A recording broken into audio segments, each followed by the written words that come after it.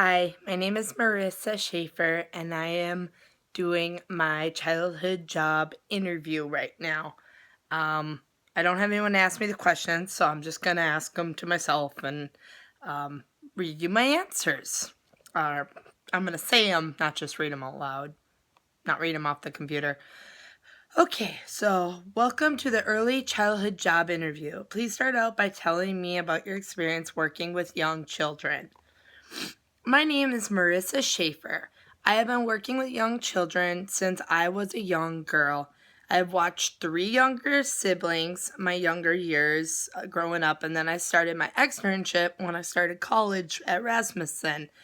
I've already completed 2 of my externship courses. I'm in my 3rd one currently right now, and I will be finishing it up at the end of this coming up week is our last week of the semester. I only have 1 semester left until I graduate with my associates, and I have completed about 540 hours so far altogether from all my externships. Each one's about 180 hours each, and I've completed them all. Tell me about how you utilize developmentally appropriate practices with young children. Developmentally appropriate practices is me using my knowledge about child development to create a program for the age and stage of child development.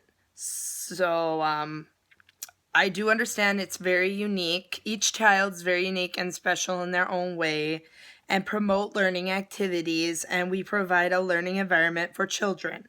So we need to provide activities for our children to learn, such as counting numbers, shapes, circle time, and then you have your art activity lessons, and there's music lessons.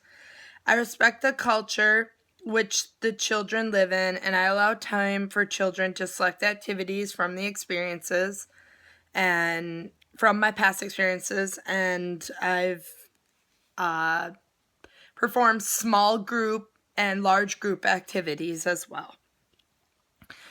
What are some ways that you educate the whole child? Educating the whole child to me is considering the child's life, the way their life is at home, the way they learn things, their capabilities of learning, how they play with other children, their interactions with other children, and their domains: physical, intellectual, language, emotional, social, and those are all of them, I think.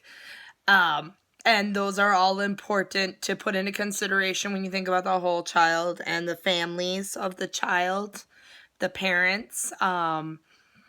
It's always important to remember that when you consider the whole child, you're thinking about everything that is associated with that child.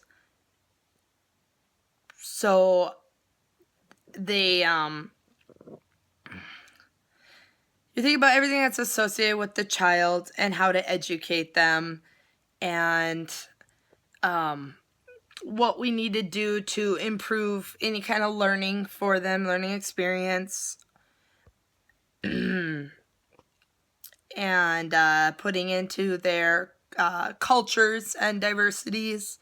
Always remembering not everyone's always, there's Caucasian people, there's Hispanics, there's Somalian people, there's blacks, and we need to put into consideration that if they're going to come there, we need to think about their environment and how we need to just consider the whole child and educating everything, not just parts. Tell me about how you use observation and assessment in planning for children. Give an example of how you have done this in your lesson planning. Observation and assessment is important because you watch a child and see how they are doing in a learning environment, and you're engaging them in the activity and how they're being physical and intellectual, their language, how they're speaking with one another and to the teachers. They're emotional if they are not just blah, but they're like smiling, being upset, being surprised or scared. It's all part of growing and developing. And social would be socially interacting with the teachers and just being communicating with others, especially the other children. An example was in my lesson plan, I sat with the child while they were doing art, and I asked the child like questions like, what color are you doing? Are you making lines? What are you making? What is that on your paper?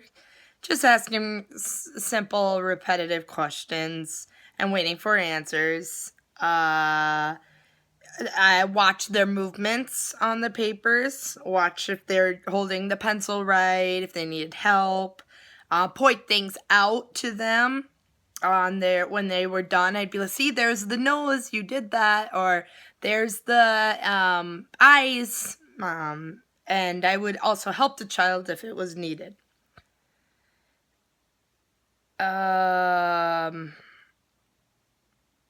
Looks like I didn't write out my answer to number 5. Please describe how you would include diversity in all children in your setting. Diversity is very important because we got to remember there's different groups of people, and the different groups in diversity include their culture, the way they eat, the way they listen to music, their beliefs. It's all important. We need to include it by putting, we put things on the wall, such as the holidays, different colors of people on the walls. Like if there's little figures of people, usually we make them darker, and you make the classroom setting more comfortable for others by artificial foods. There's more varieties in there besides just American food. Like you can have tacos and add more, maybe some Chinese food or something. We don't have that there, but we do have like tacos and rice and yeah. Anyways, and it's also important to speak, like saying Hispanic words.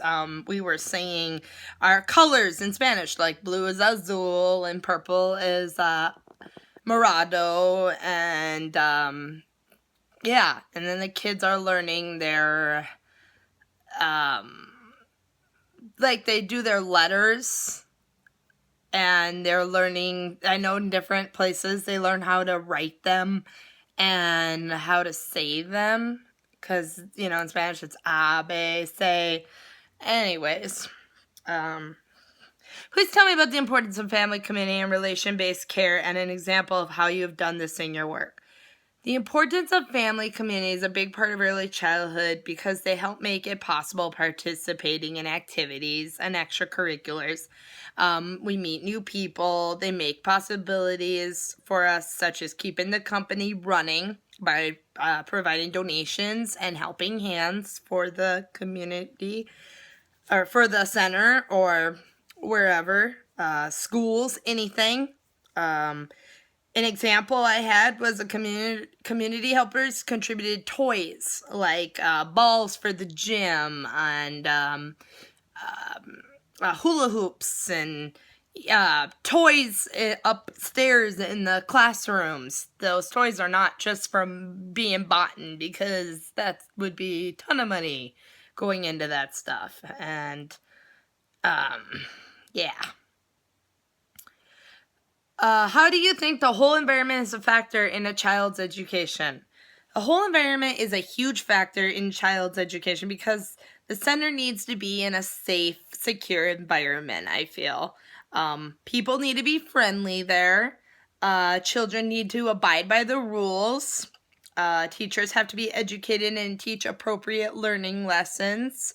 It's good that they're not just having some, newbies are, that would be like me, but like someone that's not doing this at all, like this isn't even what they want to go to school for, so then they don't really need to be there, even if they're just have like daycares or just have like babysitting experience, that'd be just nannying.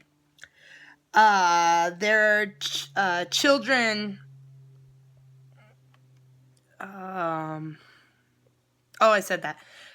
The food needs to be secure, put up high, and put in the freezer. Make sure it's at the right temperature and stuff. The food that's outside needs to be put out of children's reach.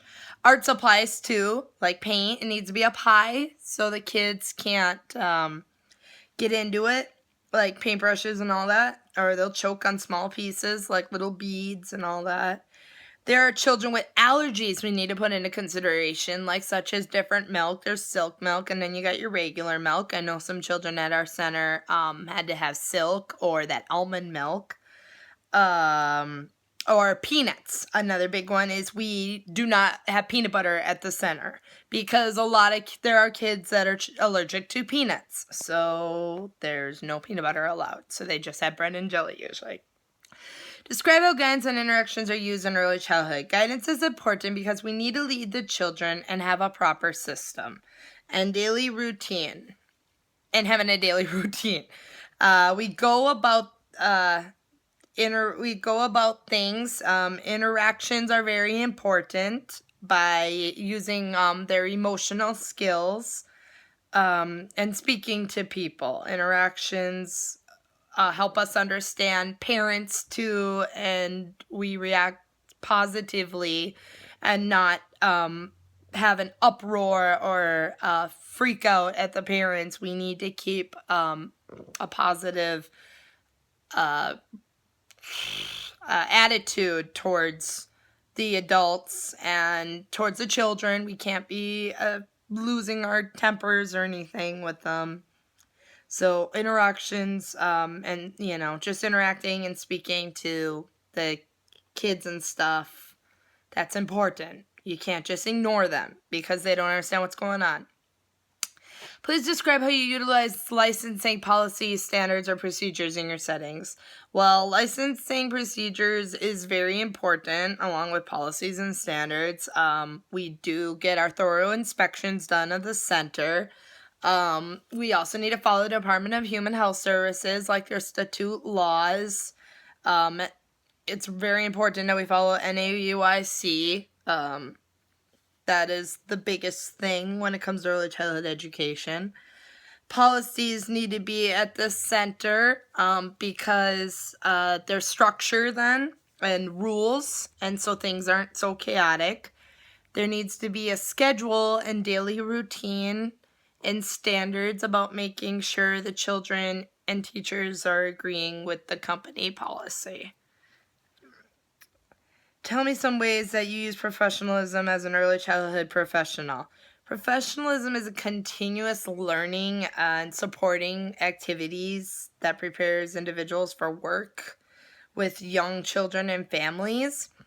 We need to be dressed in appropriate clothing, for example, maintain a clean, stable environment, treat parents with respect, set up meetings and conferences for their children. That's all showing we're professionals and we're providing a professional environment and they're not just walking into some trash place. And they know their children are in a safe, stable environment. What are some ways that you can advocate for children and families? Supporting leaderships that care for young children. Okay, advocating would be supporting leaderships that care for the young children and their families. Volunteering my time to help organizations and serve young children is a good idea. That is one of the ways. Donating to food shelves, that's good. There's so many children starving out there, and it just looks good. Feeding America, there's another thing. Donating food, canned foods, anything, rices, noodles, pastas. It's always a good thing to be doing stuff in the community, and your name actually usually gets heard or something. Go visit children with disabilities, I also feel, in homes. and help them. Play maybe checkers with them or something and just spend the day there. It just shows that you're really being positive towards anything. And we, as early childhood professionals, advocate.